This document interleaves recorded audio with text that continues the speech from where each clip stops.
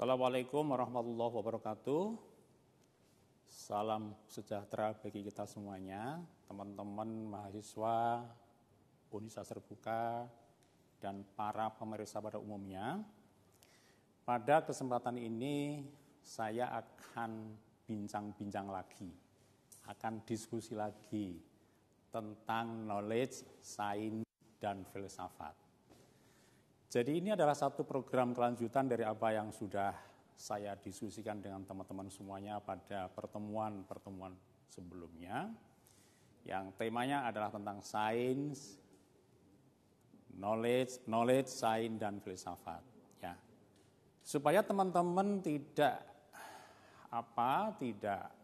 lag ya, tidak terputus dengan apa yang sudah kami sampaikan sebelumnya, dengan kajian pada hari ini, maka saya akan mengulang sedikit tentang apa itu knowledge, apa itu sains, dan apa itu filsafat. Dulu sudah kami jelaskan bahwa knowledge itu pengetahuan. Semua ini pengetahuan ya. Di dalam bahasa kita namanya adalah pengetahuan.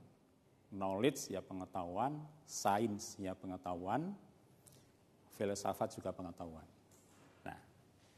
Hanya bedanya begini, kalau knowledge itu pengetahuan yang basisnya itu adalah dari panca indera saja.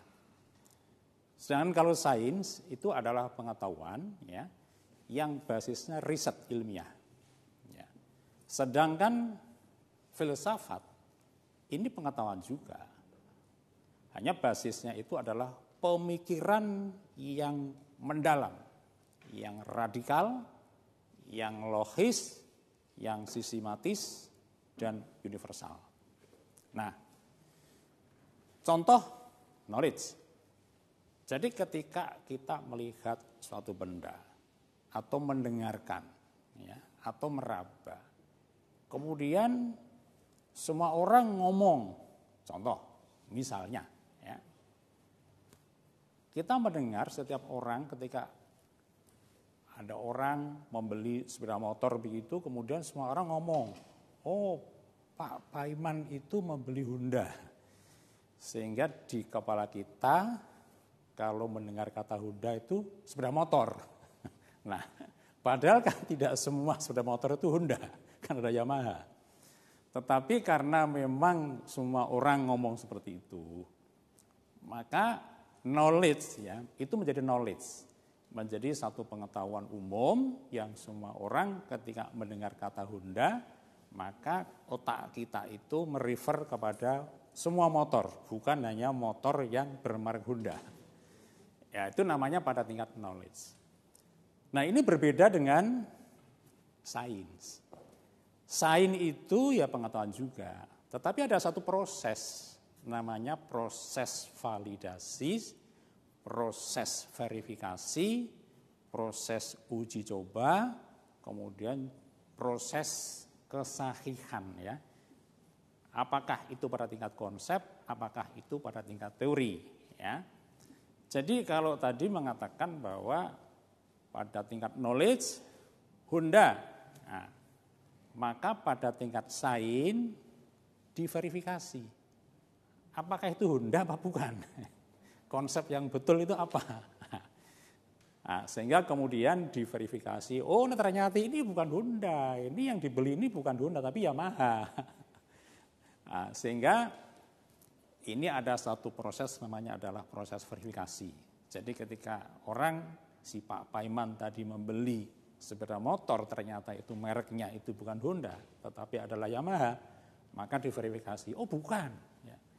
Itu ternyata sepeda motor mereknya bukan Honda, tetapi itu adalah Yamaha.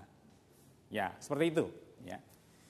Ya, sehingga itulah yang kemudian menjadi sebuah sains. Sehingga sains itu pengetahuan ya, yang konsepnya, yang teori itu apa? Teori itu adalah penjelasan kausalitasnya ya. Itu sudah diverifikasi, sudah divalidasi, kemudian juga sudah diuji. Dan ya relatif itu menjadi sahih ya. Jadi bukan tidak ada kesalahan ya. Ini jangan kemudian kalau sudah menjadi sain itu enggak ada kesalahan. Ya salah juga ada banyak ya. Oleh karena itu sain itu terus berkembang. Kemudian kita masuk ke filsafat. Nah, ini mengulang saja sebetulnya ya karena dulu sudah saya jelaskan filsafat itu apa itu ya. Jadi filsafat ini ya berbeda. Kalau knowledge ini basisnya adalah bisa dikatakan itu adalah pengamatan ya, kepada alam semesta begitu ya, yang kemudian kita beri nama menjadi konsep. Kalau itu sains kita beri nama, kita validasi. Kemudian problem-problem itu kemudian juga kita cari hubungan kausalitasnya yang kemudian menjadi sebuah teori atau menjadi hukum alam ya. Itu lebih kepada satu kajian-kajian yang empirik ya, kajian-kajian alam semesta ini yang bisa kita lihat, yang bisa kita amati. Akan tetapi kalau kita ngomong filsafat, ini mau ada barangnya, mau bisa diamati maupun tidak. Ini enggak dibatasi itu, ya. Jadi filsafat itu hanya memikirkan, ada di kepala saja, ya. Apakah ya barang itu ada apa tidak? Apakah itu bisa diamati, bisa apa tidak? Ya, ini tidak menjadi soal ketika kita masuk ke dunia filsafat. Nah, jadi filsafat itu sudah dunia memikirkan, dunia pemikiran. Tetapi tidak semua pemikiran itu adalah filsafat. Seperti apa? Ya, filsafat atau pemikiran itu bisa masuk ke kajian filsafat. Ada 4 ciri. Pemikiran filsafat itu yang pertama adalah radikal, dari kata radik. Radik itu akar ya. Jadi pemikiran filsafat itu adalah memikirkan sesuatu itu secara radikal. Radikal itu adalah sampai ke akar-akarnya ya. Jadi tidak hanya permukaannya saja. Jadi kalau ngomong apa itu air misalnya gitu ya, maka seorang filosof itu memikirkan secara radikal ya. Oh, air itu ya terbuat dari eter misalnya ya. Kemudian itu dari alam semesta terbuat dari H2O ya, kemudian juga dia bisa memberi kehidupan terus seterusnya dipikirkan sampai sedalam-dalamnya, sampai ke akar-akarnya. Nah, jadi misalnya ngomong tentang manusia, tidak sekedar ada satu benda yang makan, minum gitu, itu benda biologi yang bisa ngomong, itu yang mulai dari lahir kemudian tumbuh menjadi anak-anak, menjadi remaja, dewasa, tua, meninggal. Tidak hanya begitu. Tetapi seorang filosof itu memikirkan sampai yang sedalam-dalamnya ya. Apa itu manusia? Dari mana datangnya? Untuk apa hadir di muka bumi ini? Itu fungsi-fungsinya apa? Terus kemudian kemana ya manusia itu menuju, berakhirnya kemana, dan seterusnya. Nah, itu namanya adalah ngomong-ngomong filsafat. Ya. Kemudian yang kedua adalah sistematis, runtut. Ya. Jadi seorang filosof itu berpikirnya itu sistematis, runtut, tidak loncat-loncat. Tidak. Apa loncat ke sana, loncat ke sini, kemudian pemikirannya itu susah diikuti ya. Nah, tetapi sistematis, itu runtut. Logis itu artinya adalah semua koheren, ya, koheren dengan semua yang dinyatakan. Jadi, kalau itu berupa fakta, maka fakta-faktanya itu semua koheren, diomongkan dalam bentuk nama, dalam bentuk konsep, kemudian hubungan antar antar bagian-bagian, antar variabel-variabelnya, ya. Kemudian juga hubungan-hubungan kausalitasnya, nah itu semua logis, ya. Jadi logis di sini bukan artinya masuk akal, ya memang masuk akal ya, tetapi logis di sini dalam pengertian adalah semua koheren, ya. Koheren, ya, tidak ada yang pertentangan, tidak ada yang berbantah-bantahan antara satu fakta dengan fakta yang lain, antara satu variabel dengan variabel yang lain, tidak ada yang kontradiksi semuanya. Nah, itu yang disebut dengan logis. Dan kemudian ciri yang keempat adalah universal. Universal itu adalah semua orang, jadi hasil pemikiran filsafat itu diterima oleh semua orang. Tidak hanya orang Indonesia, tidak hanya orang Barat, tidak hanya orang India, tidak hanya orang Arab, orang Amerika, tetapi semua, ya, semua manusia itu bisa menerima pemikiran filsafat itu ya. Nah, inilah yang disebut dengan universal. Nah, kemudian pada kesempatan ini, sebelum kita memasuki pada kajian-kajian yang tiga, ya, yang apa namanya, kajian-kajian filsafat. Jadi nanti pada kesempatan ini saya akan bicara dulu tentang sejarahnya dulu, ya. Jadi ini kalau di dunia pesantren, ya, karena saya dulu pernah di pesantren begitu, setiap mengkaji satu topik itu selalu ditanyakan asbabun nuzulnya. Jadi kalau Al-Quran itu kan ada namanya asbabun nuzul, ya. Jadi sebab-sebab turunnya ayat gitu, ya. Itu namanya asbabun nuzul. Nah, sebelum kita masuk ke sana, ya, saya akan bicara. Jadi sebelum bicara asbabun nuzul, maka saya akan bicara. Jadi kajian filsafat tadi yang mempunyai ciri yang 4 tadi, yaitu radikal, sistematis, logis, universal, itu kajiannya itu ada 3 kajian nanti. Nah, 3 kajian itu apa? 3 kajian itu yang pertama adalah kajian ontologi, yang kedua adalah kajian epistemologi, dan yang ketiga adalah kajian aksiologi. Nah, sekarang saya jelaskan kajian filsafat bidang ontologi itu ngomongnya apa, gitu kan? Ya, kajian filsafat bidang ontologi itu adalah ngomong tentang hakikat, ya.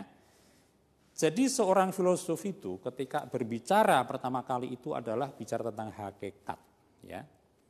Nah, di dalam dunia hakikat itu ada namanya adalah substansi dan aksidensi. Substansi itu hakikat, aksidensi itu sifat, ya. Contoh misalnya, ya. Manusia, ya. Manusia berbicara, ya. Nah, di sini ada 2, ya, ada 2 kata, ya, ada 2 kata. Nah, ini seorang filosof itu mengatakan begini, manusia itulah substansinya, berbicara itu namanya aksidensi, ya. Contoh lagi misalnya, ya, ada kuda berwarna kuning, ya, atau kuda itu kuning. Maka kuda itulah substansi, kuning itu adalah aksidensi, ya, atau atributnya. Nah, oleh karena itu filosof itu adalah melihat di dalam kajian ontologi itu, ya, setiap objek di dalam kajian filsafat itu maka akan dicari hakikatnya, ya. Tidak kembang-kembangnya, tidak aksidensinya, tidak atributnya, tidak sifat-sifatnya, nah, itu, ya. Tetapi adalah hakikat, bahasa Arabnya hakikatnya, bahasa kita hakikatnya, ya, bukan sifat-sifatnya, bukan, ya. Nah, sifat-sifat sebuah kajian atau objek filsafat itu bisa dilihat dari kuantitinya, ya, jumlahnya, bisa dilihat dari kualitasnya. Nah, ini adalah, jadi ontologi itu bicara tentang hakikat, tentang substansi, yang itu dibedakan dengan yaitu aspek aksidensinya, atributnya atau sifat-sifatnya.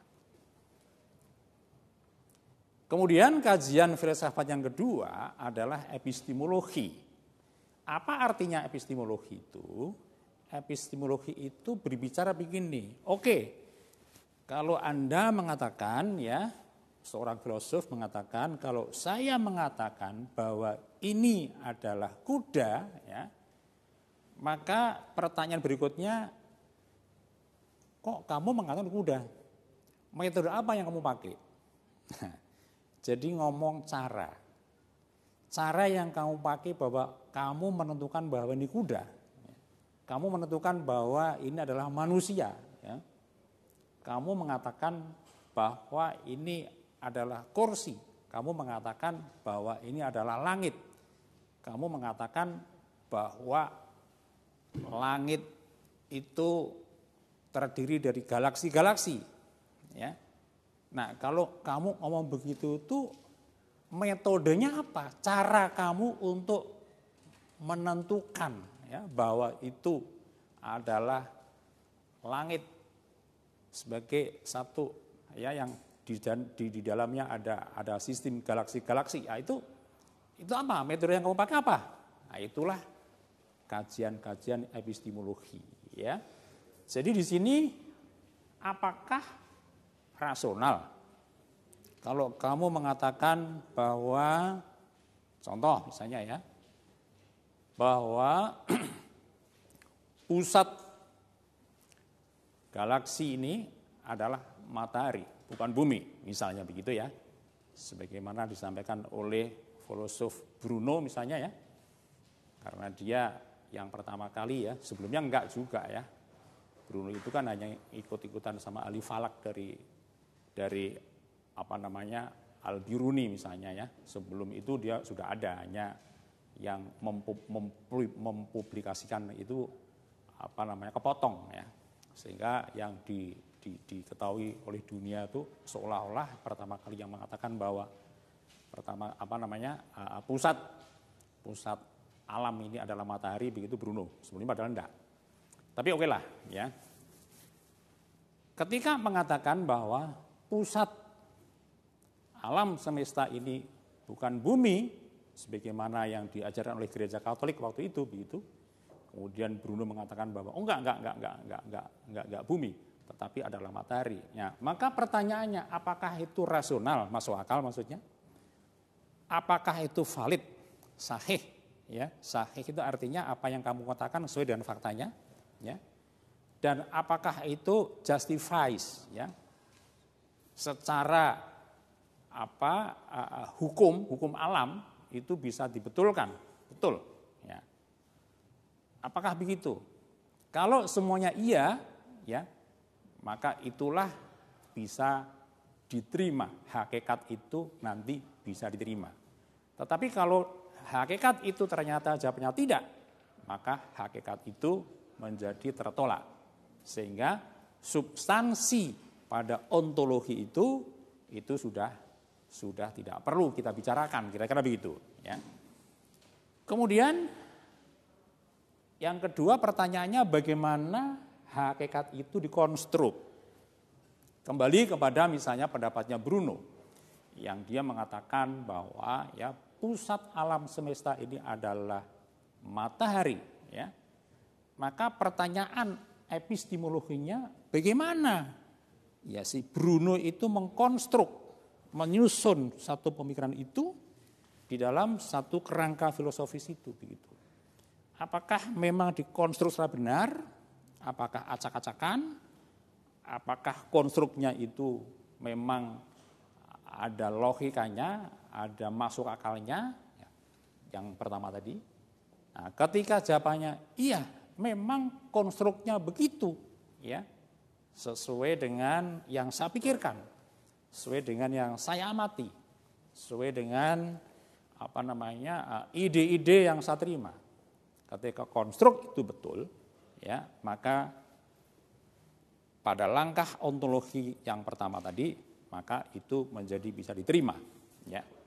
Kemudian yang terakhir adalah, sudahkah konstruk tersebut radikal, logis, sistematis, dan universal? Jadi ketika kembali kepada contoh tadi, ketika Bruno mengatakan bahwa ya pusat alam semesta ini adalah matahari, ya. Tadi rasional oke, valid oke, justifies oke, konstruknya benar oke, ya, tidak menceng-menceng, tidak malang melintang gitu, ya. Kemudian yang terakhir, apakah konstruk itu sudah radikal sampai kepada akar-akarnya, logis, semua koren, sistematis, runtut, dan universal. Semua orang bisa menerima. Nah, kemudian ini adalah kajian epistemologi. Sekarang kajian yang ketiga dari filsafat itu adalah kajian aksiologi. Aksiologi itu bicara tentang nilai dan keindahan, ya. Nah, inilah ya. Jadi pemikiran filsafat itu harus mengandung pemikiran nilai kebaikan, value, dan keindahan, estetik, ya. Jadi value dan estetik ini adalah menjadi kajian filsafat. Nah, dari sinilah maka ada orang yang kemudian membuat simplifikasi, filsafat itu apa? Filsafat adalah omong-omong tentang kebijaksanaan, tentang kebaikan. Kalau dalam dunia santri, itu namanya ilmu hikmah, ilmu hikmah. Ya. Nah, ini bagian terakhirnya doang itu ya. Kalau seperti itu jawabannya begitu, itu hanya bicara filsafat dari aspek aksiologi saja. Memang berfilsafat itu ya, pertama kali ngomong tentang hakikat, yang kedua ngomong tentang metode ya untuk memvalidasi hakikat itu, dan yang ketiga adalah ngomong tentang apakah hakikat itu mempunyai nilai manfaat, nilai kebaikan, dan nilai keindahan apa tidak. Nah, ketika itu semua ada, maka itulah satu pemikiran filsafat yang utuh, ya. Tetapi ketika mengkaji sebuah topik, ternyata oke, dari sisi hakikat oke, dari sisi epistemologi oke. Tetapi dari ontologi ternyata membawa kerusakan, maka stop. Nah, disinilah ya. Maka filsafat itu tadi dikatakan ada sebagian, kalau di dunia santri, di pesantren ya, karena saya dulu di pesantren ya, nah, itu dikatakan itu adalah ilmu hikmah. Karena bicara filsafat itu memang harus membawa nilai manfaat dan nilai estetik, nilai keindahan. Oleh karena itu di sini manfaatnya apa? Ya.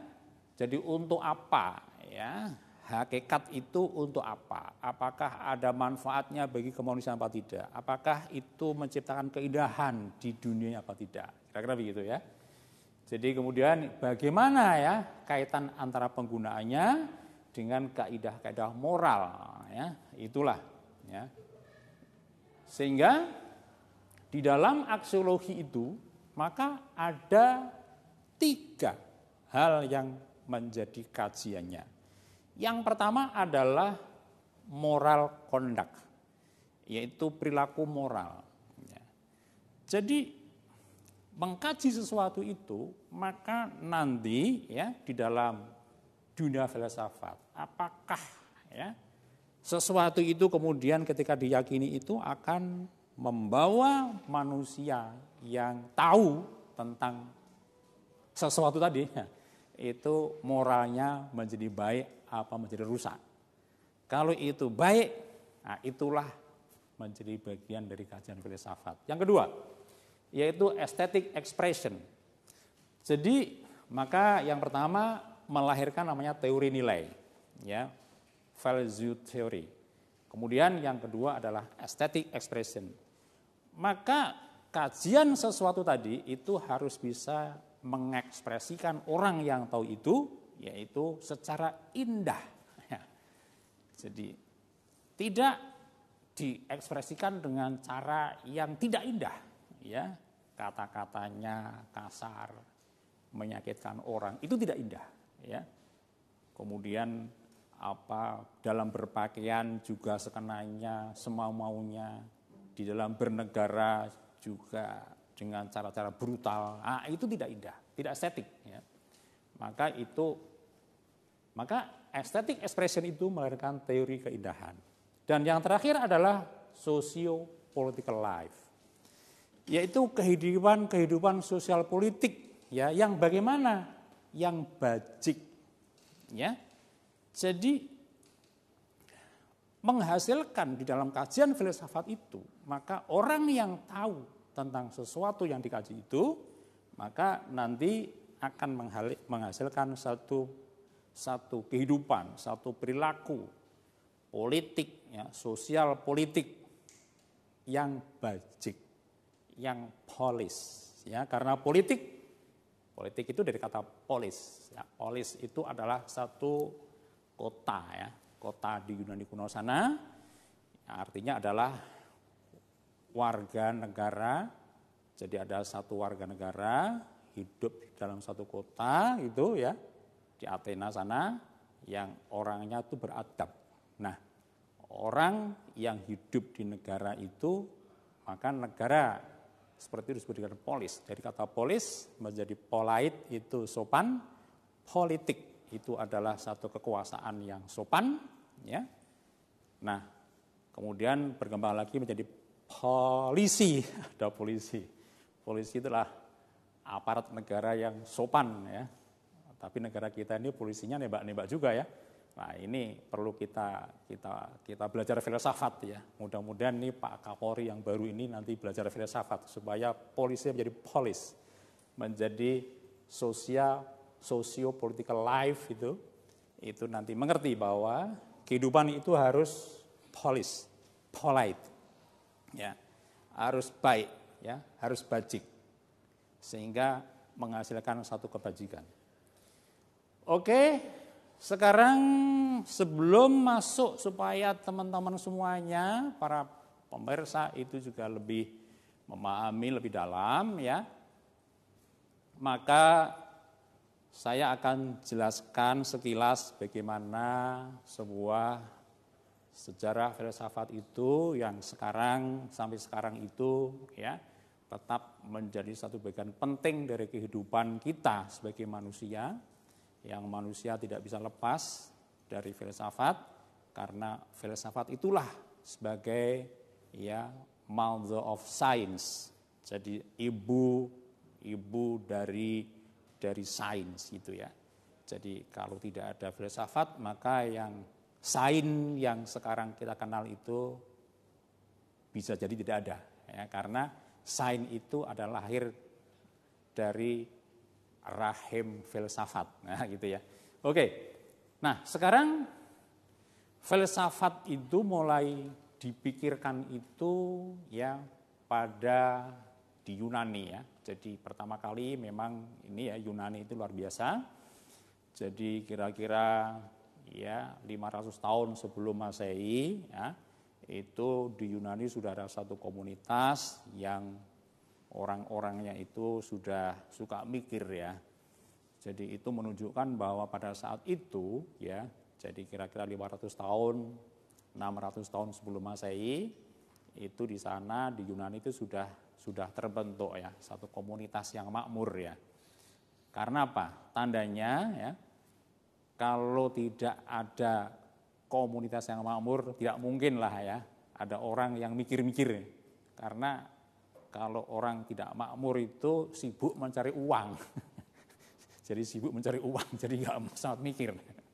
Nggak ada yang, ya, duduk, merenung, mikir, ya, mengamati, menulis, nggak ada, ya. Tetapi ketika kita tahu bahwa di sana sudah ada satu orang yang mikir, itu berarti di Yunani kuno dulu itu sudah ada satu kehidupan yang makmur, yang teratur begitu. Nah, sehingga ada orang-orang yang dari sisi apa ya, ekonomi gitulah kira-kira ya, sudah tidak bingung ya, hari ini atau nanti sore saya makan apa gitu, nggak bingung begitu ya, tetapi itu sudah bukan urusan, sehingga ada tenaga dan waktu untuk berpikir. Nah, sehingga di sana ada ya pemikiran-pemikiran pada zaman itu ya. Jadi ini kita bagi menjadi 3. Yang pertama adalah filsafat kuno, yang kedua adalah filsafat Katolik, kemudian yang ketiga adalah filsafat modern. Ini tokoh-tokohnya. Jadi pada filsafat kuno itu ada tokoh-tokohnya adalah Prasokrates, ada kemudian Sokrates, Plato dan Aristoteles, kemudian pasca Aristoteles. Filsafat Katolik itu ada para bapak, kemudian masuk abad pertengahan, kemudian filsafat modern, nah ini yang dikenal dengan Renaissance dan yang sangat menentukan yang akhirnya diikuti oleh para pemikir yang akhirnya melahirkan sains, itu adalah David Hume. Oke. Nah, sekarang yang pertama. Jadi filsafat kuno ya, sebelum Sokrates itu yaitu adanya peradaban Yunani. Tadi sudah katakan, jadi sudah banyak yang mikir, tetapi pikiran-pikiran pada zaman peradaban Yunani sebelum Sokrates ya. Nah, itu adalah hanya mikirkan tentang alam. Dan lebih ya percaya dengan dunia-dunia dongeng, dunia mitologi ya. Jadi barangkali perkembangan mungkin ya kalau teman-teman itu ya datang ke satu suku-suku primitif ya, misalnya di sana pengetahuan mereka itu lebih dibangun kepada dengan mitologi, dengan dongeng-dongeng ya. Termasuk barangkali saya dulu waktu kecil juga begitu ya. Itu dapat dongeng-dongeng begitu dan dongeng-dongeng itu kemudian dipercaya sebagai satu pengetahuan. Nah, kira-kira pada zaman Yunani juga begitu ya. Hanya di barat sudah ditinggalkan, di kita masih dipakai. Jadi kalau misalnya ada melihat gunung meletus begitu ya kembali kepada dongeng ya. Oh, itu dongengnya baru kelinting saya begitu. Oh, itu dongengnya ada naga yang sedang itu marah kayak gitu. Nah, itu jadi orang Yunani ya 600 tahun sebelum Masehi mikirnya juga kayak gitu. Itulah namanya dunia mitologi. Kemudian berkembang ya. Namanya otak manusia ketika menghadapi satu masalah di alam semesta ini kan kepingin tahu jawabannya apa gitu kan ya. Kemudian ketika dijawab dengan mitologi nggak puas, kemudian bergeser ke logos. Logos itu adalah ilmu ya, menggunakan rasio. Ini tokoh-tokohnya adalah Pythagoras ya. Kita kenal dengan itu ya, rumus Pythagoras. Nah, itu karena sudah menggunakan logika, menggunakan ilmu. Sehingga mitos-mitos itu kemudian bergeser ke logos, ke ilmu. Jadi bukan dunia dongeng yang enggak jelas, asal-usulnya, faktanya tidak ada. Ya, terus kemudian hubungannya bagaimana tidak ada. Ini kemudian ada Heraklitus, ada Anaxagoras, ada Protagoras. Ya. Kemudian pada zaman itu kemudian berkembang lagi, ya, berkembang yaitu pada zaman Sokrates. Yang ada 3 tokoh penting ya. Setelah bergeser dunia mitos ke dunia logos itu ada tokoh penting yang sangat inilah tokoh-tokoh yang kemudian mempengaruhi dunia. Jadi ada yang mengatakan bahwa perilaku manusia itu sebetulnya ditentukan oleh para filosof. Betul. Ada mengatakan ditambah satu lagi, yaitu ditambah lagi dengan para penguasa. Ya memang begitu ya. Jadi orang seperti saya misalnya ya, saya itu ngomong seperti ini nih, ya. Kemudian berperilaku seperti sekarang ini, saya menggunakan jas, kemudian pulpen ada menghadapi ini papan komputer ini. Sehingga ini siapa yang ngatur? Yang ngatur para filosof itu. Karena ini semua pemikiran mereka sebetulnya. Kita ngikuti aja tanpa sadar kita. Sehingga jadi Sokrates inilah ya adalah tokoh-tokoh filosof yang kemudian diikuti oleh seluruh manusia di dunia ini sampai hari ini ya, yang kemudian juga sebagai bagian yang menginspirasi lahirnya sains dan teknologi ya. Oke, sekarang Sokrates itu apa sih, ngomong apa dia? Ya, Sokrates itu seorang filosof ya, yang kemudian dia itu punya tempat namanya leksikon gitu ya. Tempat itu kemudian dia pakai untuk kumpul-kumpul anak-anak muda yang suka mikir. Ya, anak muda itu kan banyak macam-macam. Ada yang suka main-main, ada yang suka ada suka tulan ya, ada yang suka makan-makan doang gitu ya. Ada yang suka ceng-ceng saja, tapi juga ada yang suka mikir. Nah, yang suka mikir itu dikumpulkan oleh Sokrates itu. Nah, kemudian diajak untuk ya mendiskusikan semua hal di alam semesta ini ya. Kemudian diajak diskusi, maka diskusi-diskusi itu disebut dengan apologia ya. Disebut juga dengan dialektika. Sehingga ketika melihat satu kebijakan negara yang tidak pas menurut Sokrates, maka itu dilemparkan di dalam diskusi leksikon itu ya. Nah, disitulah maka lahirlah satu kerangka berpikir ya, yang sistematis, yang logis dan universal, yang disebut dengan apologia itu. Nah, apologia inilah yang sangat terkenal karena dia pakai untuk membela diri ketika Sokrates itu diadili karena dianggap bersalah oleh penguasa. Jadi memang kelakuan penguasa sejak zaman dulu begitu ya. Lah mengapa kok diadili? Ya biasa. Jadi penguasa itu kalau dikritik marah. Ya, sekarang juga sama kan? Ya, penguasa kalau dikritik juga marah kan ya. Ya, akhirnya dia dituduh yaitu untuk melakukan kudeta, untuk membuat huru-hara katanya begitu kan ya, dengan tuduhan-tuduhan yang masuk akal ya, yang tidak masuk akal.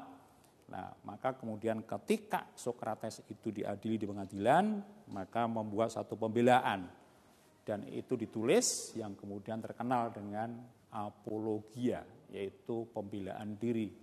Dan akhirnya dia disuruh untuk mencabut semua tuduhan, bukan tuduhan ya, kesimpulan-kesimpulan atas kebijakan negara yang intinya adalah memberikan kritik konstruktif kepada penguasa karena membuat kebijakan-kebijakan yang tidak benar. Tetapi namanya penguasa, karena penguasa marah, ya pokoknya Sokrates harus salah. Karena harus salah ya, maka kemudian ada dua pilihan. Apakah kamu mencabut kesimpulan itu, apakah kamu harus saya hukum mati. Apa pilihan Sokrates? Ya, demi mempertahankan ya keyakinan keilmuannya, filosofisnya, dia lebih baik dihukum mati. Ya. Akhirnya dia minum racun ya daripada dia suruh berbohong, kira-kira begitu ya. Kemudian muridnya Plato itu muridnya. Plato kemudian dia, jadi ada satu diskusi yang namanya leksikon itu kemudian Plato mengembangkan lebih luas, lebih sistematis yang disebut dengan akademia. Jadi kalau hari ini di perguruan tinggi kita mendengar kata-kata namanya adalah civitas akademis. Itu dari kata akademia ini ya. Jadi kata-kata akademis, ada mengatakan akademisi, akademikus, yaitu seorang yang sudah terdidik, yang sudah sekolahnya tinggi, disebut akademikus atau akademisi. Itu adalah orang-orang yang dia sudah mengenal ya, sudah mengenal prinsip-prinsip filsafat, prinsip-prinsip sains. Yang tadi ada logika, ada radikal, macam-macam tadi ya.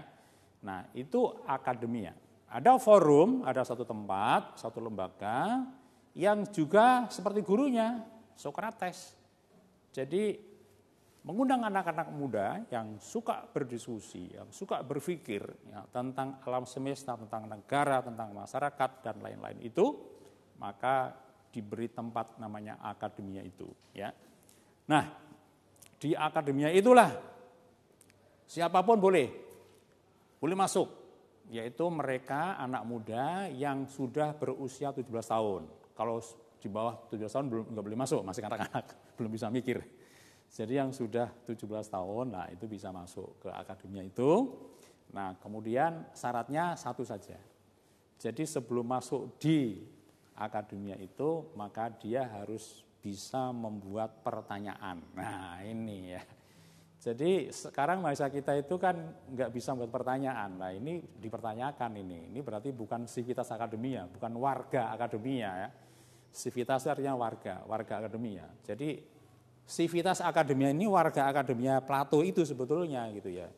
Sehingga kalau tidak bisa membuat pertanyaan, nggak boleh masuk itu di akademia itu, nggak boleh ya.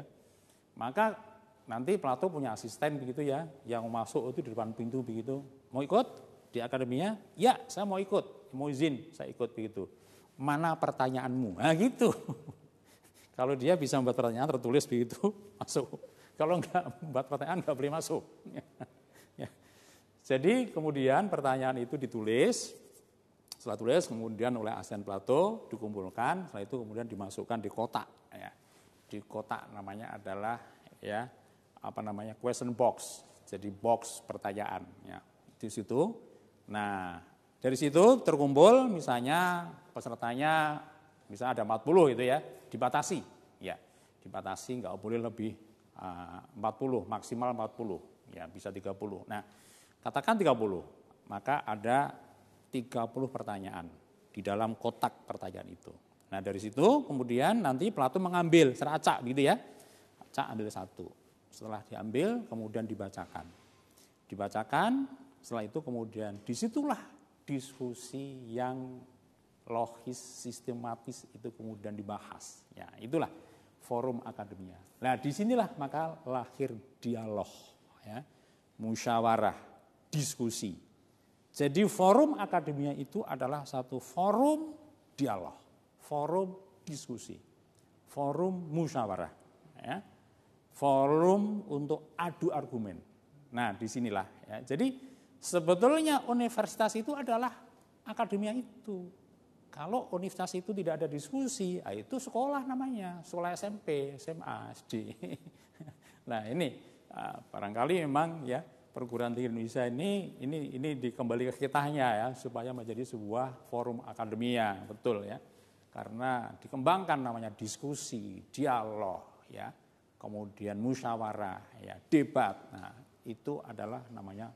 Kemudian ada satu tulisan Plato yang sangat terkenal, ada Republik ya.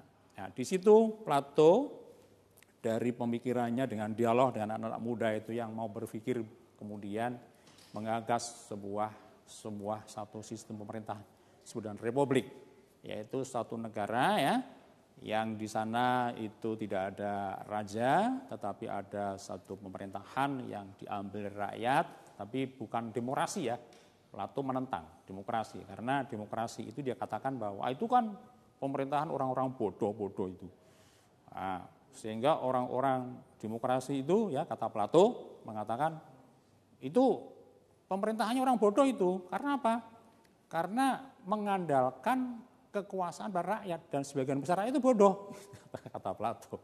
Oleh karena itu dalam republiknya Plato bukan kekuasaan kepada rakyat ya, tetapi kepada kings of philosopher, yaitu kepada orang-orang filosof-filosof yang pinter-pinter itulah yang mengatur negara. Ya, kira-kira begitu ya. Kemudian muridnya lagi Plato adalah Aristoteles. Nah inilah ya yang sangat terkenal ya, yang menemukan ya, kalau kata ahli bukan menemukan ya, tetapi dia hanya mensistematisir. Karena apa? Sebetulnya logika itu sudah ada di alam semesta ini, sudah ada. Ya, tetapi kemudian oleh Aristoteles kemudian disistematisir ya, menjadi sebuah logika, yaitu satu prinsip-prinsip berpikir benar ya. Jadi jangan diartikan logika itu masuk akal, bukan ya. Masuk akal itu rasional. Bahwa yang logis masuk akal betul ya, tetapi logis artinya bukan masuk akal ya. Kalau masuk akal itu rasional ya. Jadi logis itu adalah logika adalah satu prinsip-prinsip atau kaidah-kaidah berpikir benar ya. Jadi kalau satu produk pemikiran tidak sesuai dengan ilmu logika yang dikarang oleh Aristoteles itu, maka produknya itu dikatakan illogis, adalah satu produk berpikir yang sesat pikir ya. Nah, di kita ini ada tokoh ya yang sangat terkenal namanya Rocky Gerung gitu ya, selalu mengatakan dungu. Dungu di sini maknanya bukan bodoh, bukan ya. Tapi adalah illogis, sesat pikir. Kalau saya mempopulerkan itu bukan dungu, tapi adalah pandir. Kalau kamus pandir dengan dungu sama aja sebetulnya ya, sama-sama bodohnya. Tapi maksudnya dungu yang disampaikan Rocky Gerung atau pandir yang saya sampaikan di sini itu bukan bodoh. Maksudnya bukan bodoh kalau orang dikasih ulangan matematika nilainya 0, bukan itu. Tapi adalah berpikirnya sesat ya.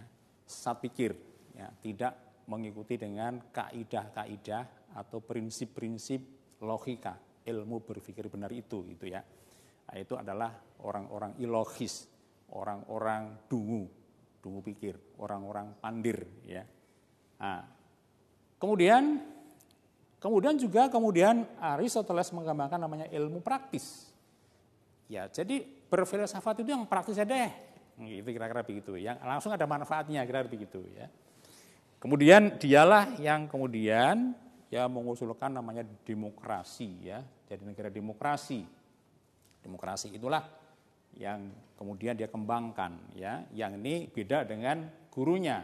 Kalau Plato dia tidak setuju dengan demokrasi, tetapi adalah autokrasi oleh para filosof.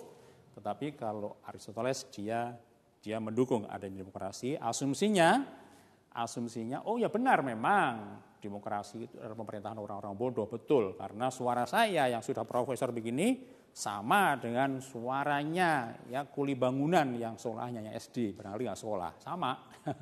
Padahal nanti agregasinya ya ketika dikumpulkan suaranya orang-orang pintar itu sedikit ya, kalah dengan suaranya orang-orang bodoh itu gitu ya, orang-orang yang sekolahnya rendah maksudnya ya.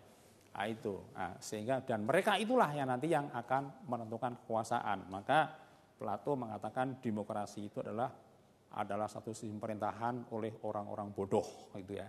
Nah, tapi Aristoteles mengatakan, oh ya, demokrasi pada awalnya memang begitu, tetapi nanti sejalan dengan perkembangan masyarakat akan pandai, akan cerdas, maka demokrasi itu akan berkembang menjadi satu sistem pemerintahan yang bagus. Kira-kira begitu ya. Nah, teman-teman ya, sebaiknya nanti kita lanjut saja ya, karena kalau kita akan masuk pada pasca Plato, Sokrates itu nanti akan tidak ada waktu. Oleh karena itu maka bahasan kita hentikan sampai di sini, dan nanti akan kita lanjutkan pada minggu depan ya. Mudah-mudahan nanti minggu depan tidak ada halangan yang menjadi uzur untuk diskusi masalah ini. Jadi saya tekankan lagi pada 3 tokoh ini ya. Jadi tokoh inilah Sokrates, Plato, Aristoteles inilah yang sebetulnya menjadi dasar-dasar pemikiran filosofis yang sampai hari ini itu masih mempengaruhi pemikiran manusia di dunia ya. Dan secara khusus ini adalah setelah nanti pada pertemuan berikutnya nanti akan kita tunjukkan bahwa pemikiran 3 tokoh inilah yang kemudian juga melahirkan satu sains, baik itu sains fisik maupun juga sains sosial. Jadi saya kira itu teman-teman semuanya. Jadi mudah-mudahan ya kita ngobrol-ngobrol seperti ini ya tentang filsafat ini membuka wawasan pada teman-teman mahasiswa, khususnya mahasiswa terbuka dan para pemirsa pada umumnya ya, sehingga sudah sedikit punya wawasan bahwa filsafat itu begitu ya. Nah, sehingga tidak ada lagi satu kesan bahwa filsafat itu adalah omongannya orang-orang mimpi, orang-orang nggak punya kerjaan, orang-orang yang nggak jelas ngomongnya. Selalu begitu kan ya. Ya karena belum tahu saja ya. Nah, dengan diskusi seperti ini ya, maka nanti akan terbuka. Karena apa ya?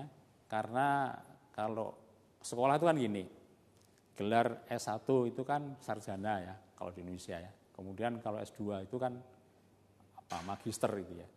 Kemudian kalau S3 itu kan doktor gitu ya. Nah, kalau aslinya di negara-negara yang bikin gelar-gelar begitu itu enggak gitu ya. Jadi yang S1 itu adalah lisensi. Dia diberi lisensi, diberi izin. Lisen itu izin untuk melanjutkan pada tingkat master. Master itu adalah menguasai. Jadi lisen kemudian master. Kemudian setelah master menguasai maka menjadi filosof. Makanya gelarnya adalah PhD ya, Philosophus Doctor, doktor filsafat ya. Sehingga ilmu itu nanti pada akhirnya menjadi doktor. Doktor itu filosof ya. Jadi itulah ya teman-teman semuanya, nanti akan kita lanjut pada pertemuan berikutnya. Demikian teman-teman semuanya, mudah-mudahan ada manfaatnya dan tetap sehat. Ya, demikian. Assalamualaikum warahmatullahi wabarakatuh.